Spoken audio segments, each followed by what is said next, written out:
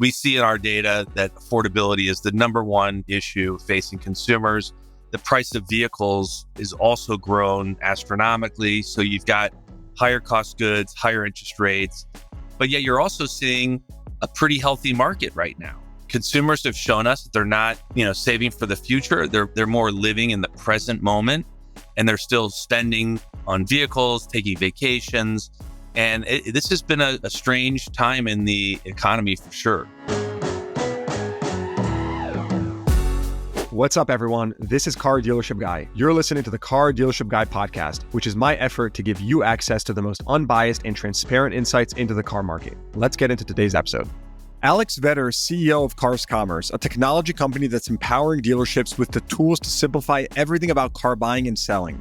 You may be wondering, is Cars Commerce related to Cars.com? The short answer is yes. I asked Alex about that on the episode, and he explained exactly why they recently rebranded into Cars Commerce. In this conversation, we discussed how car buying is evolving, how Alex acquires other companies and what he looks for in founders, solving for the software fatigue epidemic, the future of the dealership showroom, predictions for the car market, and is online car sales here to stay or will it go away? But before we get into the show, I'd like to thank Cars Commerce for coming on as a guest and also sponsoring this episode. I talk a lot on this podcast about how complicated and disconnected our industry can be with so many different moving parts. So as a Cars.com and Dealer Inspire customer myself of many years, I was excited to hear Alex Vetter announce his team's vision to simplify dealership technology as Cars Commerce. If you missed it, they've been connecting the most valuable audience from their Cars.com marketplace with innovative technology and media solutions such as Dealer Inspire, AccuTrade, and their newly formed Cars Commerce Media Network. So now this platform means you can work with one partner to advertise to consumers you know are in the market, guide them through a seamless customer experience from online to in-store, and quickly build a differentiated reputation in your market. Simple. That's what we need to improve the customer experience and future-proof local retailers.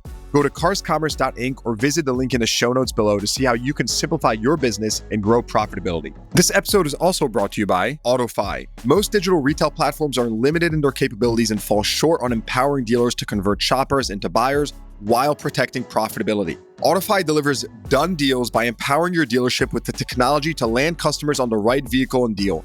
From payment configuration, F&I product selection, credit, and real-time lender offers, plus the back-end selling tools to help close the deal. This accelerates the deal no matter where the customer is, on the dealer's website, over the phone, or in the showroom, and translates to a faster sale with better customer experience and higher profits. In fact, the most engaged dealers on AutoFi see $411 more back-end PVR versus non-AutoFi deals. Go to autofi.com/CDG to learn more or click the link in the show notes below. That's autofi.com/CDG and start working with done deals today.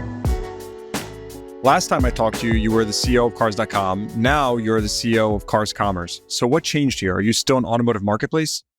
Well, look, I think if you understand my business, yes, Cars.com is our flagship property. It's been around for 25 years. It continues to thrive, but increasingly more and more of our strategy is about launching technology solutions that enable the auto industry. And so the best thing about my company is our brand strength in Cars.com. But for investors, we really wanted them to understand the underlying SaaS-like qualities of our business that are really all about enabling the auto industry. And so Cars Commerce was born to unify all of our digital solutions for dealers and OEMs and lenders. What did you think about my SaaS fatigue term? You texted me that after the Daniel Kranick podcast. And, pretty much for anyone that listened to that, like what I was referring to is that we're just continuously going into this world where there's so many things, there's so much noise you have to deal with. You want to buy a car, you have to deal with 10 different tools. You want to sell a car, you have to deal with 10 different tools. And my very pragmatic, simple view on this, you don't have to be a genius to think this, is that people want easy, people want simple. And so anyway, so you texted me that. What's your take on that? Well, look, I think we see the same problem in the industry that you do.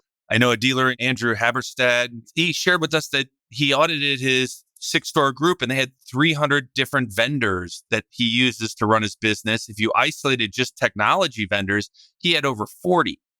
And so there was no interoperability between the various systems that his team is using to run the business every day. Similarly, I talked to a CEO of a large publicly traded dealer group who was frustrated that he couldn't see a bird's eye view of his digital operation because they had so many third-party tools that were siphoning users through various funnels to power their properties that he had no organized view of his business. And so, we're on a mission to give dealers simplified tools that make buying and selling cars easy. Like, well, at what point did it hit you and you're like, or your team or whoever, and you said, we need to create, an integrated platform, right, to serve the industry? Like, when did that switch? When did that happen? Well, when we took the company public and finally had independent ownership that was solely focused on our path forward, as opposed to our former ownership structure, which was owned by a collection of media companies, it was very clear that the winners in the space are going to become essential for success for local retailers. And increasingly, while the auto industry's done a lot more digitally in terms of advertising and marketing, they really haven't used technology to operationalize their stores to the degree that they could. And so we embarked on a new journey to really build technology and tools for the auto industry. This was first exhibited in our acquisition of Dealer Inspire, and then has been followed on with acquisitions like Credit IQ, AccuTrade, et cetera, where we're integrating these technologies into an interoperable platform where dealers can log in once and leverage it for a lot of different operating cases in their stores. Yeah, so I clearly know about this, and many people do, but for anyone that doesn't, so you're simply referring to, all the different services and tech that you now offer to the industry, right? Whether it's building a website, being present on the marketplace, getting pre-approved for financing for consumers, pretty much putting all that together. Tell me more about just acquisitions, right? You've been very acquisitive. How do you do your acquisitions? How do you source your acquisitions? What do you look for in a founder? Like, give us your playbook. Well, look, my playbook was passed on from one of my mentors from a former generation, Howard Elias, who was the founder of CompuServe and ran EMC.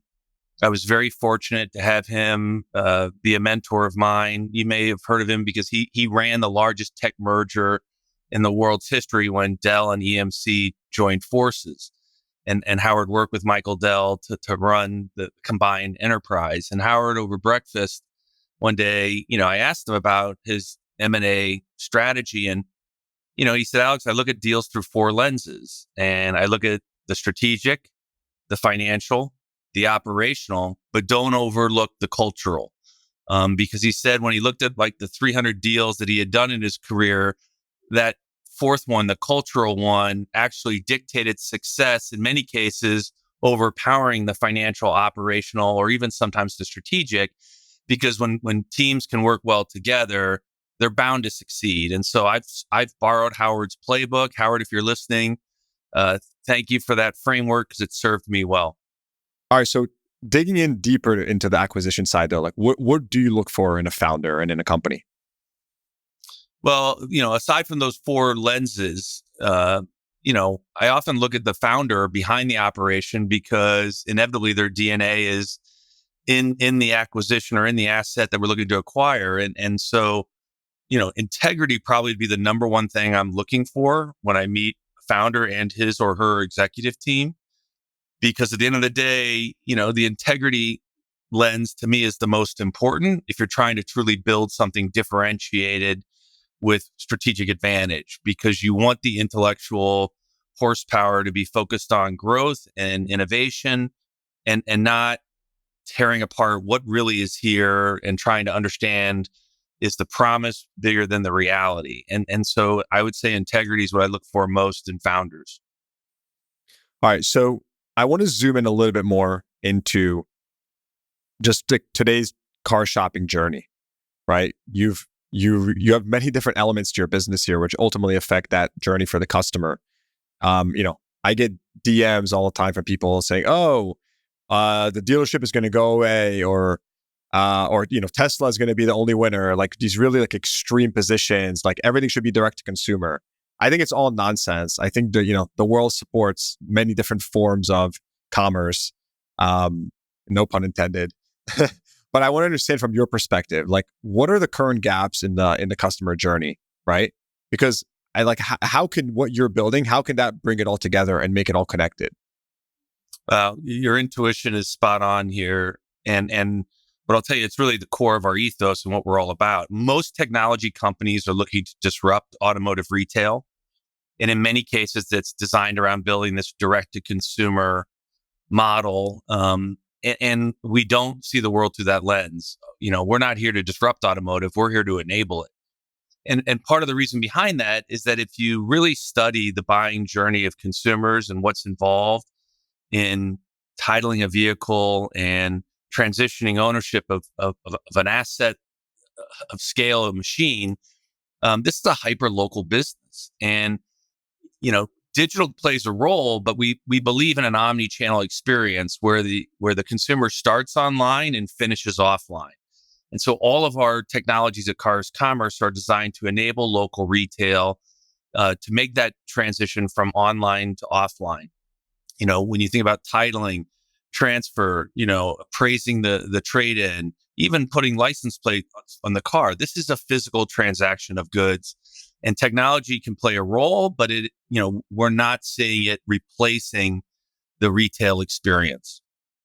Do you think then, like, with that said, do you think that the online car buying saga, do you think that is going to, ever have another growth spur? Like, is that going to continue growing just like it did, throughout the pandemic time? Or do you think that was more of kind of over, the pendulum swung a little too far and we're sort of reverting now to a more back to like a localized business, just like it was before?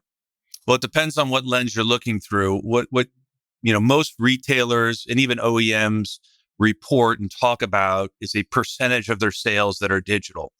And usually it can be anywhere in that 25 to 30% for the larger players and maybe higher for some of the smaller. But the reality is that's a fool's errand. Almost 100% of all automotive sales have digital fingerprints on them. Very few actually go down a click, add to cart path. And so, this is the largest transaction in most people's lives where the research is done online and the purchase is completed offline. So I sit here today and say almost 100% of all vehicle sales are digital. And I believe that over time, the industry is going to shift more and more capital allocation to creating digital experiences and using digital technologies to run their operation because consumers are engaging in these technology platforms at every step of the way. Yeah, look, I don't even believe in like the walk up anymore, right? Like the customer just comes in. There's no such thing. I never believed in that at the dealership because that they saw you somewhere, they heard about you somewhere. I mean, just pop their zip code into Google and you know that they're not from the area, right? So does it happen? Yes, it's super rare though nowadays, especially given the plethora of options online and whatnot. With all due respect to my friends at NADA, I think they roll out every year a study that says drive-by is the number one source of sales for dealerships nationwide. And it doesn't happen. Look at any consumer research, and digital is the number 1, 2, and 3 source of information prior to purchase. So what do you think? I mean, you've made a big change recently, going really positioning the company as an integrated platform. I have a couple of just very tactical questions though. Like, why focus on commerce, right? Like, why Cars Commerce? Why did you make that decision? Well, look, I think it signals our intent to enable the industry. Most people, and again, investors see us as cars.com, a singular website. But the fastest growing part of my business is technology solutions that are enabling both manufacturers and dealers to do more for the customer online. And all our capital investment is going into accelerating the growth of those technologies and tools that are going to make running a dealership far more profitable. So if if I ask you, like, Alex, like how does this make me more money? How do you respond to that?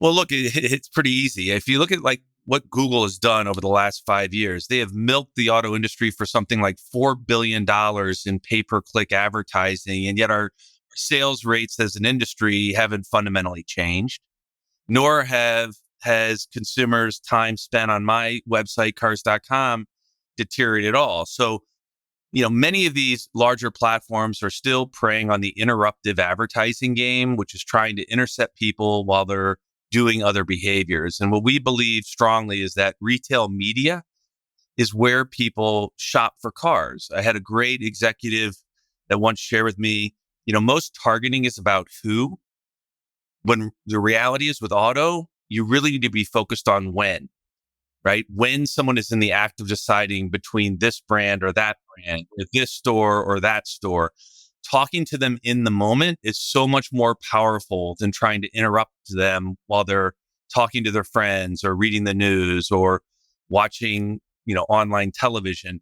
Interruptive advertising is high cost. It's huge waste. Only 5 to 6% of the population's in the market to buy a car at any given time. And so there's huge efficiency opportunities. You've had some podcasts that I've listened to where, you've had dealers say this is all I use, and they're running some of the best, most profitable months in their history. So we know this can generate massive profits for the industry. Yeah. And well, what do you think about, again, going back to like an integrated platform? I think about, practically speaking, the biggest issue, or a big issue for dealers nowadays, which is also something really tough to solve for, is the affordability issue.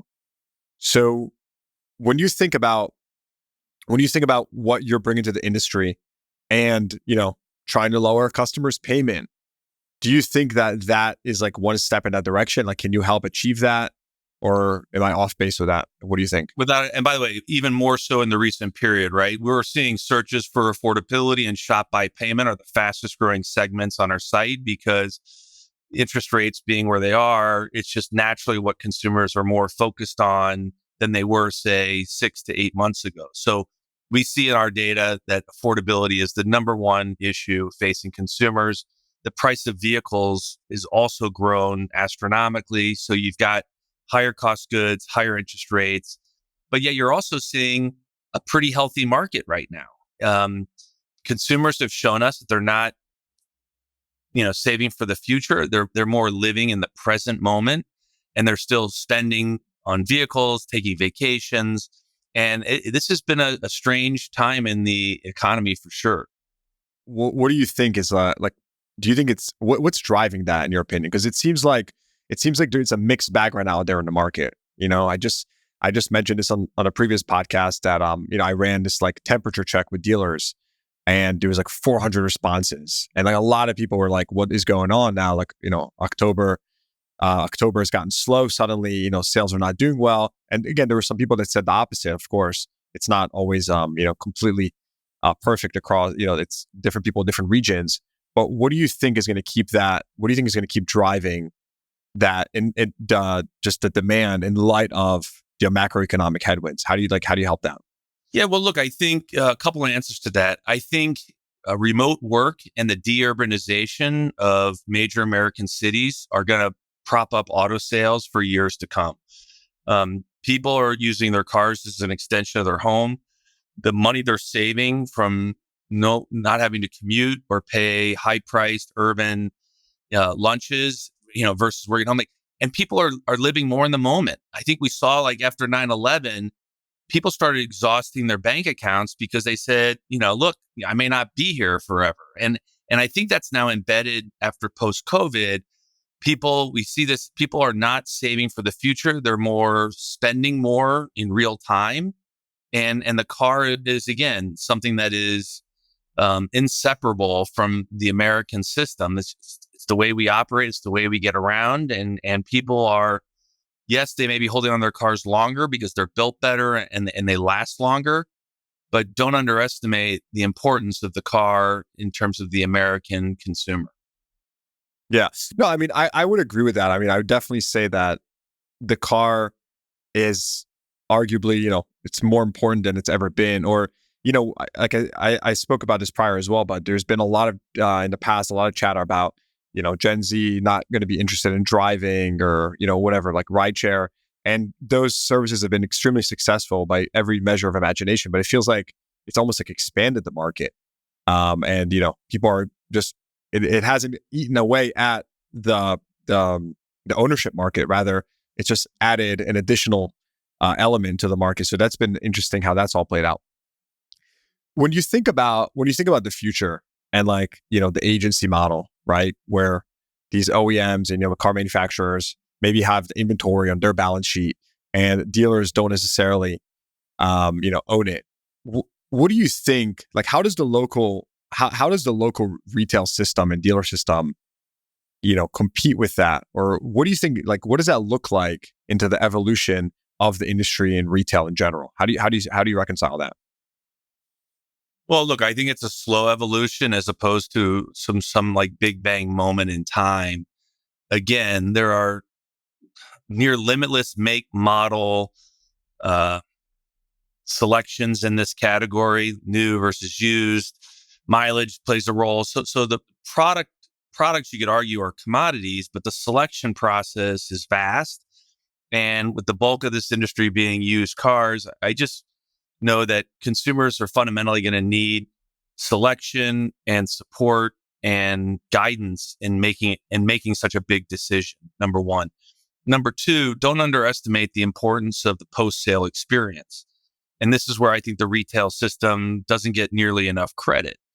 These are machines. They're going to break down. They're going to have problems. And having a local network that's established that can easily care for and service and support users locally is vital to vehicle ownership. So, I don't get as enamored with the direct to consumer build to order model. We're thinking more about how to enable dealerships and OEMs to communicate with customers through the pre-tail, retail, and post-sale experiences, and don't look at that one small slice as at all our end game. Yeah. And also on that note, like, what would you say you're changing from a dealer workflow perspective now?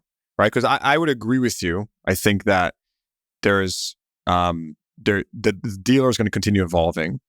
And I've been very vocal about that, especially with the experience and the focus on the after sale. Like, that's going to continue becoming a bigger part of the customer experience. What do you what are you changing from the workflow perspective with what you're building? How is that going to impact that entire experience? Well, anywhere the consumer spends time in the store, you can bet that we're building digital experiences to speed that process. Look at financing online. We know from our consumer research that, getting approved in the store takes an inordinate amount of time. And we know that if consumers can pre-configure the loans that the dealership, is offering, and we take that information in real time, powered by the dealer, so the dealer can configure the payment and what the consumer can afford online, that when they show up pre-approved in the store, we can compress that amount of time they have to spend in the physical dealership. And so, we're generally trying to speed retail operations. And so anything you can think about where customers are having to spend time comparing makes and models, scheduling appointments, configuring financing online, appraising a trade-in, these are all things that we're building technologies to do in a fraction of the time than the physical experience in the store. Yeah, the getting approved at the store one hits home. It's definitely one of the most time-consuming parts of this business. Which even before even when I like early on in the business, it always boggled my mind. Like, why is this takes so long? It's so it almost makes you wonder, like, how is this how is this still a reality, right? Like, I feel like it's a no-brainer, especially when you bring someone that's like from outside the industry and they're like, I could go get approved right now for whatever, like a mortgage or something in like 30 minutes online. Why do I have to sit in a store and do this for so long? Well, we only have about 9,000 of our 20,000 dealers that are enabled for instant financing. And so it's crazy to me because any dealers listening out there, it's like, if you can some of them are fearful that giving them too much information will prevent them from coming down. We see the exact opposite. We see that the more consumers can do online, they feel that the dealer or the retailer is being more transparent and showing up, as more willing to do business, and they don't fear the engagement in that physical experience. So closing ratios go up, people coming into the stores go up, and it's really improving the user experience as well. What do you mean by instant financing? Like, what does that mean on your end? Well, instant financing is we allow the dealership to pre-configure the loans that the lenders that they work with directly in their listings on the cars.com marketplace or also on their website. And so the consumer can see in real time, what they can afford, either shopping by payment or what they're able to configure and get in terms of a monthly payment from the dealer's private lender network. So on the note of financing, when I was preparing questions for this conversation, I was just thinking about your reach and the fact that you're in front of, millions of consumers every single month. And one of the things that I thought could be most interesting to ask you is like, when with increased interest rates and, uncertainty in the economy and everything, what have you noticed, or what has your team noticed about just on-site behavior? Like, what's changed the most? What are you seeing? Well, the biggest change is with the inventory shortages that we've seen over the last, call it, year and a half. And I know that's changing a bit. Search radiuses widened massive, right? So it used to be people would search 20-mile radiuses, then it went to 40. Now you were seeing people search, 80, 120 miles because they're looking for something specific that wasn't available in their backyard. And so that's been the biggest change that we've seen, over the last, call it, year and a half. I think in the more recent period, shopping by payment and affordability has been the fastest growing issue and trend, right? People are worried that they, what can they afford? They don't want to go into the dealership and find that they literally can't make ends meet on a payment. So that's the fastest growing trend today is affordability. All right. So I recently publicly disclosed that I bought some stock in your company, which, I'm excited about because I got to know you pretty well, got to know, what you're working on better, and just the products that, you have, which frankly, I wasn't as acquainted with before that. So one question, I have you fully captive here now. You can't run away. Talk to me just about like the upside to the business, right? Like, I want to hear it from you right from the horse's mouth. How do you view the upside to the business as it's today? And then I'll tell you kind of my thoughts as well. Well, sure. I mean, I think there are some key fundamentals about the business that we hope listeners understand. Number one, when you have the number one brand in the category, cars.com, the majority of our traffic comes to us organically or directly. We don't have to spend to the degree that anybody else does to generate our traffic. It largely comes to us organically. So you see that in our EBITDA margins being stronger than any of our peers. I think what's the other big part is that we're not a participant. We don't want to sell cars. We want to enable local retailers to be more efficient and to transact. And so you won't see my company taking title or ownership of vehicles. We're an enabler. And I think the market paints with a broad brush, but we are much more an asset-free, asset-light company. We're SaaS quality, highly reoccurring revenue. And if you look beyond the cars.com marketplace, what you'll see is the fastest growing part of our business are our software solutions. And this was, a play we stole from Amazon, right? The reason AWS was so successful is they allowed small businesses to run on the backbone of Amazon. We took the backbone of cars.com and now we're enabling local dealers to run digital storefronts and experiences, leveraging that infrastructure that's already built. And so through Dealer Inspire, we're building better websites that have the power of cars.com, but are private labeled and branded for the dealer. And we're giving them technologies and tools that enable them to run their business more profitably and generate faster sales. So I think the more investors dig in to understand the multifaceted nature of our business, we're much more than a singular website. Well, I think that's for sure. And I think, so I'll tell you kind of my thesis on this, right? I don't really do public stocks. Like, I do here and there for fun. But this was interesting to me because I'll tell you what I didn't do, right? I didn't do a net present value or a discounted cash flow or anything like that. I'm just very practical, right? Like, I, speak around with dealers, speak around the industry, right? I know what products, I've used, and kind of what that experience was. And so I felt like there's an opportunity there. And the best part about having my platform is I can be open, transparent about it, tell the world what I'm thinking and where I'm putting my dollars behind. And then if people believe that is the right thing to do, and of course, this is not financial advice, but if people, agree with that, then the company performs and it's successful. So anyways, that was my thesis behind it. And so I'm excited to see how, the products evolve, especially with, your latest offerings, which, I've really been excited about. So, AccuTrade, especially, it's the latest acquisition you've made. So that's just really I think it's a great tool. And, again, Bob has been on the podcast, talked about it. So I'm a big believer in that. Thank you for recognizing that. I mean, our technology has the power to give power back to the retail system. And that was Bob's vision with me in terms of what we wanted to do with AccuTrade. If you look at the industry, whether it's Google or the physical auctions, they force dealers to bid against each other and create this race to the bottom. And what our technology platform is designed to do is enable retailers to run to the top, right?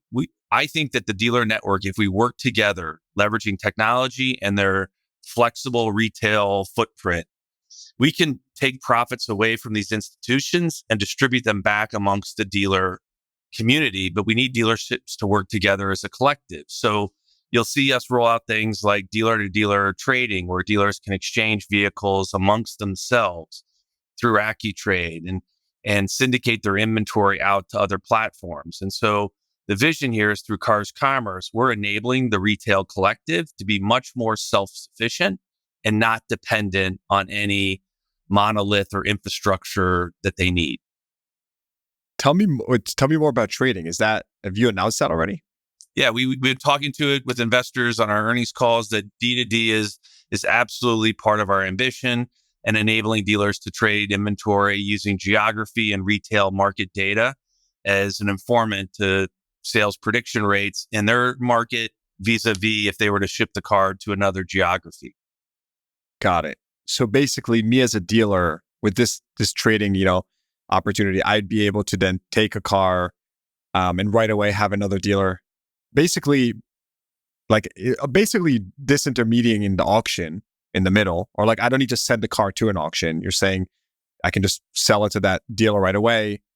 Well, a big part of AccuTrade's value prop is that we're going to guarantee the car that if you buy the car using our AccuTrade technology and you don't want to keep it, we'll buy it back from you, no questions asked, right? So we're letting dealers buy cars from the public, either through their service lane or sourcing vehicles from our marketplace, buying cars using AccuTrade, and we guarantee those prices through our wholesale partner with Bob to back those transactions up. And so, dealers are able to buy cars directly from the public far more profitably than they are paying for vehicles in the wholesale auction lane. And importantly, we want dealers to buy cars using retail data, not wholesale data. If you think about the way the industry works, it's all trading on legacy past transaction values of wholesale rates. With cars.com, we've got retail signals that can predict what the future value of a car is worth, which is why with AccuTrade, when Elon dropped the price of an EV, the same day, our EV guarantees reflected that change in the market because the retail values depreciated instantly. The wholesale data was not going to see that change in pricing for months. And so as a dealer, you could get caught in that window. And so helping dealers buy and sell cars using retail prediction, we think is a much more efficient industry than legacy wholesale data. Yeah, that's a very good point, which I haven't thought about. Yeah, because you're right. It is typically we go by wholesale data. I'd say what's interesting is we go by wholesale data, but retail pulse. And so what you're saying is wholesale data, retail data, pretty much systematizing that pulse. So it makes a lot of sense. What about when we talk about the cheaper end of the spectrum of vehicles? I also spoke about this, the fact that there's only one car nowadays under 20K, transacting under 20K, right? New car, the Mitsubishi Mirage. Do you feel like we've just completely lost it with an economy budget customer? Is there nothing to offer these types of customers anymore? How do you think about that? Cup of coffee is like $8 these days. So I feel it in every facet in every industry, right? That it seems like, the cost of goods has exploded so much, particularly in the more recent year.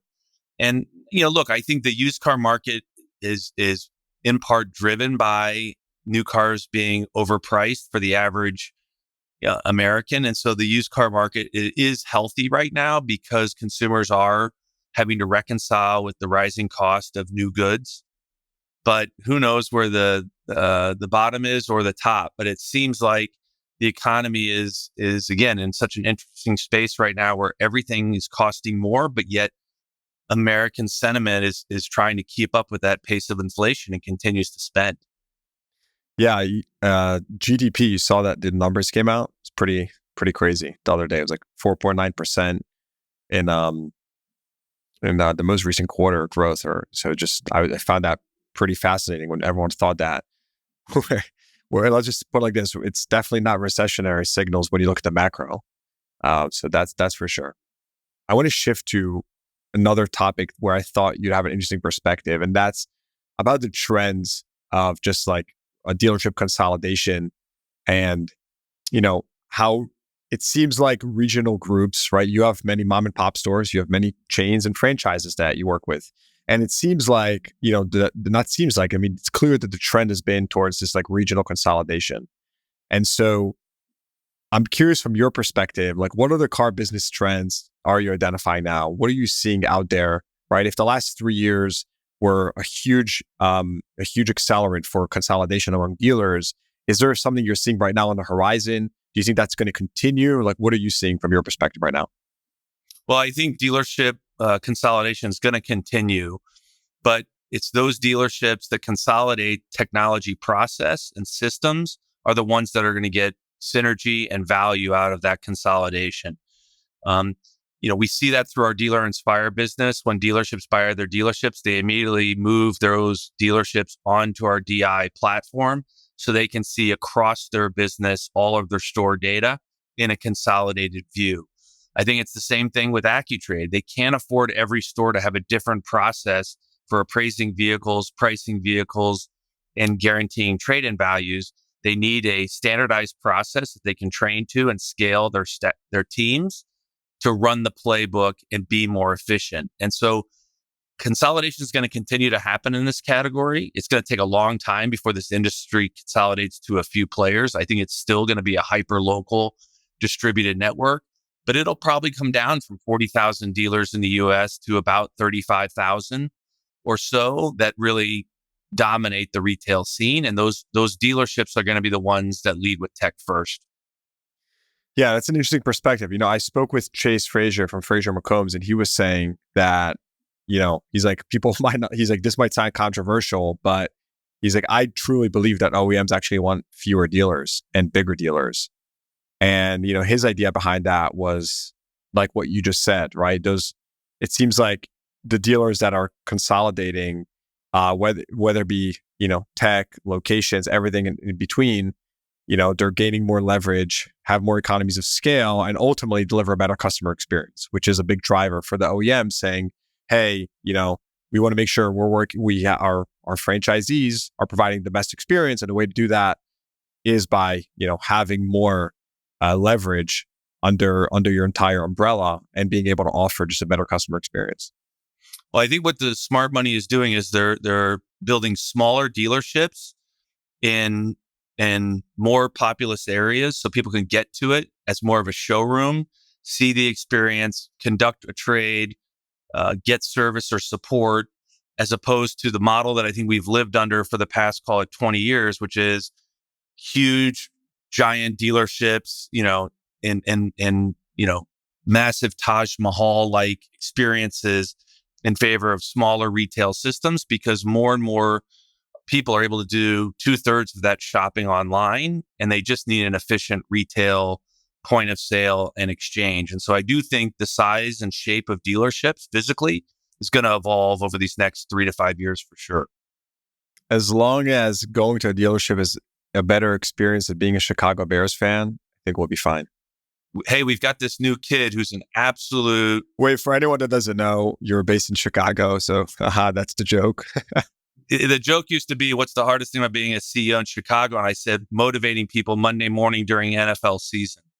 And it's a true story. But here, my prediction right now is this kid that the Bears have got, who's won his first NFL game. Don't underestimate it. Chicago's a hardworking city that loves to rally around someone with grit. And I think this kid's going to finish strong this year. Well, I didn't even know you guys won a game. So congrats on winning a game. I commend you for that. Alex, this was great. And what other, any final thoughts? Anything else you want to share? Well, look, I first of all, thank you for being not only an investor in my company, but also for being such a thought leader to the industry. It's been amazing watching your viewership ramp, and you're sharing real-time insights and observations about the market. And so my hat's off to you for building a great community and enabling the industry. You're doing it in your own way through information. And so we share that ethos. And I appreciate you. You're doing a great job. No, I appreciate you coming on. And like I said, I'm wishing you and the entire team best of luck with the rollout of Cars Commerce. So, big moves in the industry, and I love to see it. If anyone's listening and would like to get in touch with you, we'll add the link to the show notes. Or is there any specific website or any email specific you want to recommend? You can email me at alex@cars.com. I'd be happy to help you and connect with you. And again, that's alex@cars.com. Great. Awesome, Alex. Thanks for coming on. All right. Hope you enjoyed that episode. Please give the podcast a rating, consider subscribing to the show, and check the show notes for links to what we talked about. Thanks for tuning in. I'll see you guys next time.